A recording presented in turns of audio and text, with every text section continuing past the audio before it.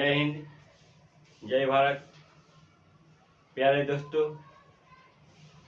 आप लोग का अपना चैनल मनी मैथ मैजिक में आपका हार्दिक स्वागत करते हैं। तो आज हम लोग मेंस्ट्रुएशन का पार्ट 13 तिरहमा क्लास में हम लोग पहुंच चुके हैं। समांतर चतुर्भुज के बारे में पैरेललोग्राम, जिसका हम लोग थ्योरी थर्मोरा के बेस पर हम लोग करा चुके हैं। अब इसको प्रॉब्लम करवा के हमको कॉन्फिडेंस लाना चाहते हैं। तो देखते हैं पैरेललोग्राम समांतर चतुर्भुज आया कैसे। जिस प्रकार स्क्वायर से रोम्बस बना, उसी प्रकार रेक्टेंगुलर से पैरेललोग्राम बना है। तो देखते हैं क्या है। क्वेश्चन के साथ एक समांतर चतुर्भुज की भुजाएं 15 व 12 सेंटीमीटर है। उनकी बड़ी भुजाओं के बीच का दूरी 6 सेंटीमीटर हो तो उनकी छोटी भुजाओं के बीच का दूरी क्या है। बहुत अच्छा क्वेश्चन कहता है एक समांतर चतुर्भुज की भुजाएं 15 और 12 है। उनके बड़ी भुजाओं के बीच का दूरी 6 है, छोटी भुजाओं के बीच का दूरी हमें ज्ञात है। चलिए, फिगर सबसे पहले मेंस्ट्रुएशन हो या कोऑर्डिनेट ज्योमेट्री, कोई भी ज्योमेट्री हो जाए, इसके सभी या हाइट एंड डिस्टेंस, सभी में फिगर हम लोग सबसे पहले ड्राइंग करें। फिगर बनाने से आधा प्रॉब्लम कंप्लीट हो जाता है। देखते हैं।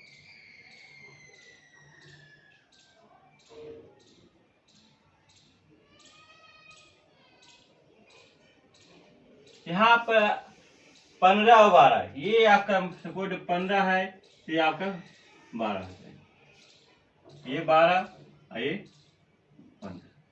कहता है दो भुजा चतुर्भुज समांतर क्या है, 15 है। ये बात। अब उनके बड़ी भुजाओं के बीच की दूरी, बड़ी भुजा कौन सा हुआ, ये दोनों के बीच का दूरी जो आपका है दिया हुआ है, कितना है, 6 सेंटीमीटर। कितना है, 6। तो छोटी भुजाओं के बीच का दूरी, ये जो आपका छोटी है, ये दोनों के बीच का दूरी हमें ज्ञात करना है। इस केस में एरिया के आधार पर होता है। जो आपका लंबाई रहेगा उसी का परपेंडिकुलर जो डिस्टेंस होगा, ऊंचाई, दोनों बीच का दूरी, तब मैट पर होता है। यहाँ पर देखते हैं, यहाँ पर क्या हो जाएगा, 15 है। यहाँ पर बड़ी भुजा, दोनों बड़ी भुजा के बीच का दूरी, मतलब भुजा गुने दोनों के बीच का दूरी बराबर, छोटी भुजा में फिर आएंगे, भुजा गुने दोनों छोटी भुजाओं के बीच का दूरी 15 गुने 6। छोटी भुजाओं कितना है, 12 है। दोनों के बीच का दूरी कितना है, डी। यही तो हमें ज्ञात करना है। यहाँ से हमें सफलता मिलता है, ज्ञात हो गया छेदनी 12। तब हमें डी का मान ज्ञात हो रहा होगा, 15/2 कितना हो गया, 7.5 सेंटीमीटर। ऐसा क्वेश्चन एग्जाम में बहुत आता है। इसको हमेशा ध्यान देना है, बस कुछ नहीं करना है। जो भी हम लेंगे आधार, उसका परपेंडिकुलर डिस्टेंस को हम लोग क्या एक प्रकार से है, आयत ही तो है, लंबाई गुने चौड़ाई, ये लंबाई थी चौड़ाई, यही हो रहा है। ठीक है। और इसका ज्यादा अच्छा नहीं है कि बहुत ज्यादा कैसे हो गया, हमें बस देखना है लंबाई गुने चौड़ाई के आधार पर। इसके लिए ये चौड़ाई थी, ये लंबाई, बीच का दूरी देखना है। ठीक है। नेक्स्ट क्वेश्चन की ओर बढ़ते हैं। एक समांतर चतुर्भुज की आसन भुजाओं की लंबाई क्रमशः 8 और 6 सेंटीमीटर है। यदि इसके एक विकर्ण की लंबाई 14 सेंटीमीटर हो तो इसके द्वारा इसके दूसरे विकर्ण की लंबाई क्या है। बहुत अच्छा क्वेश्चन। कहता है एक समांतर चतुर्भुज की आसन भुजाओं की लंबाई क्रमशः 8 और 6 है। यदि इसके विकर्ण की लंबाई, एक विकर्ण की लंबाई 14 है तो दूसरे विकर्ण की लंबाई ज्ञात करना है। बहुत अच्छा क्वेश्चन। तो ये आपका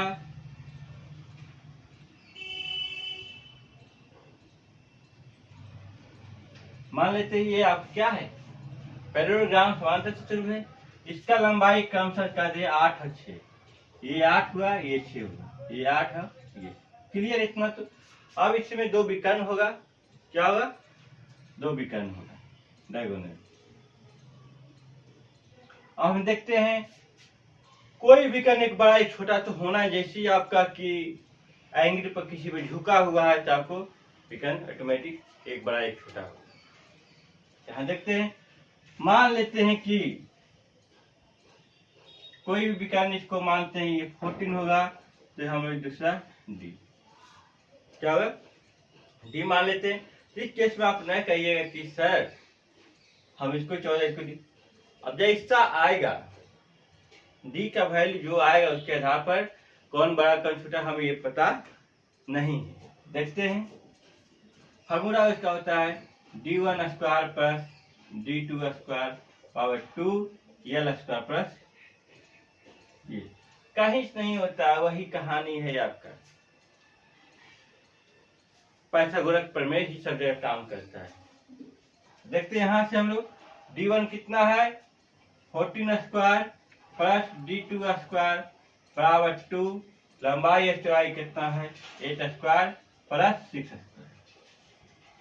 यहाँ कैलकुलेशन हम करेंगे, d2 स्क्वायर बराबर 8 64 और 3600 यानी 200 माइनस 196, 14 का स्क्वायर 196, यहाँ से आ गया 4 मान आएगा, यानी d2 का जो वैल्यू निकला मेरा 2 सेंटीमीटर निकला। कितना निकला 2 सेंटीमीटर, यानी कि मेरा माना होगा डायगोनल सही निकला। छोटके के माने थे वही छोटका क्या जोड़, कहाँ 14 कहाँ 2, यानी झुकाव जो है और ज्यादा हो गया। हम झुकाव इतने ही लिए और कम झुकाव हो गए, जिसमें ऐसा एकदम हो गया बिल्कुल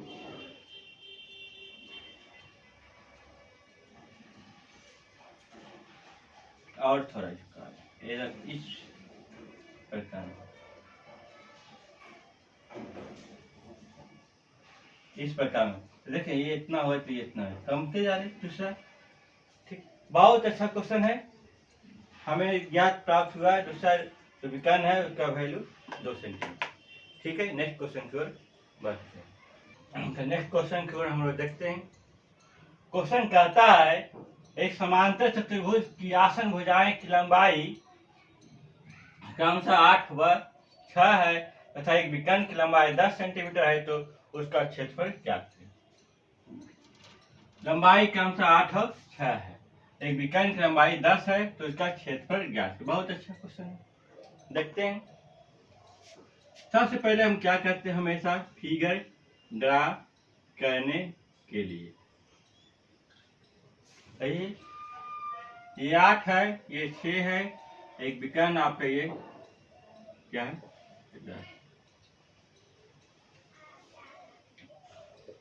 ए बी सी डी।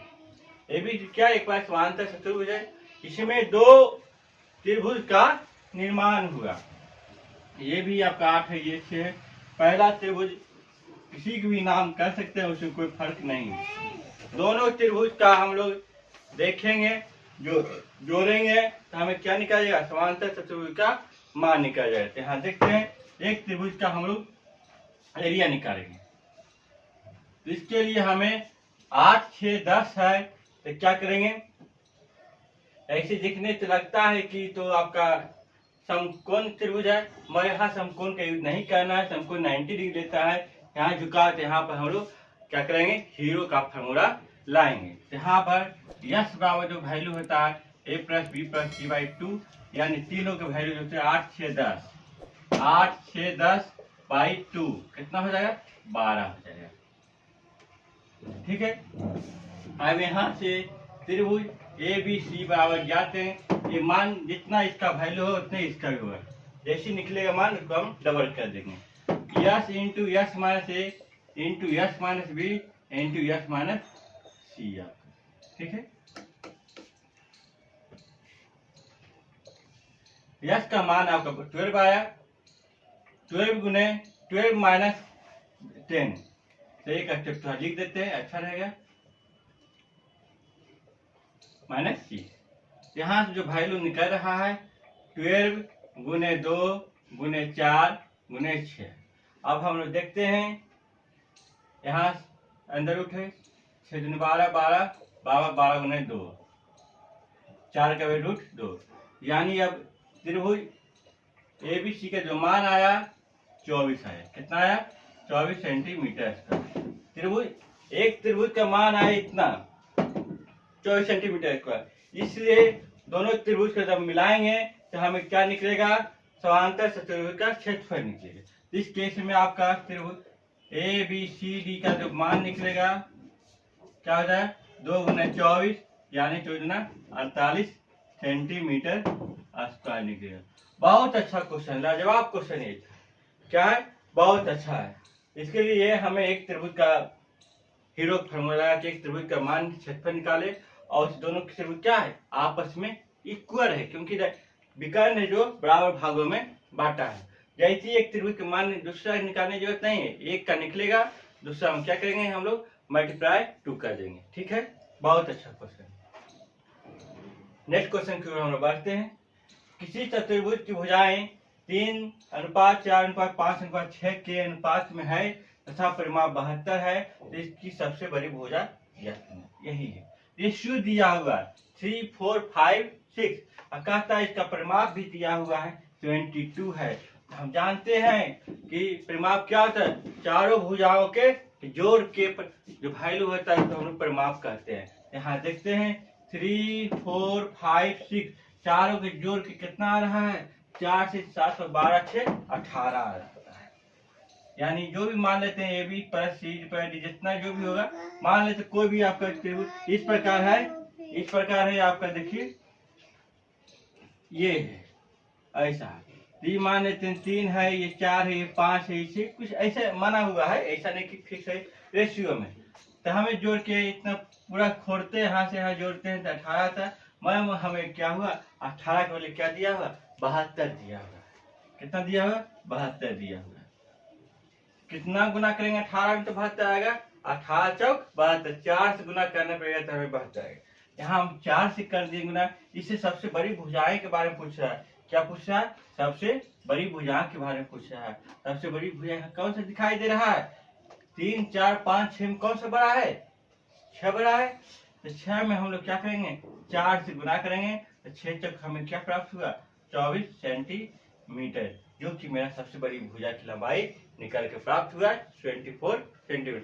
इसी में पूछ सकता है छोटी कितना होगा? तो 3 गुने 4 12। इसी में हो सकता है, पूछ सकता है सबसे बड़ी या सबसे छोटी भुजाओं का अंतर क्या होगा? सबसे बड़ी या सबसे छोटी भुजाओं का अंतर क्या? 6 3, 6 में 3 या 3, 3 गुने 4 क्या होता है? 12। हो सकता है पूछे सबसे बड़ी या छोटी भुजाओं का योगफल क्या होगा? ऐसा क्वेश्चन एक ही क्वेश्चन में डेवलप करके पूछ सकता है, गुणनफल भी पूछ सकता है। ठीक है, हम लोग नेक्स्ट क्लास में आपको लेवल पार्ट हम लोग 14 में पहुंचते हैं मेंसुरेशन के साथ।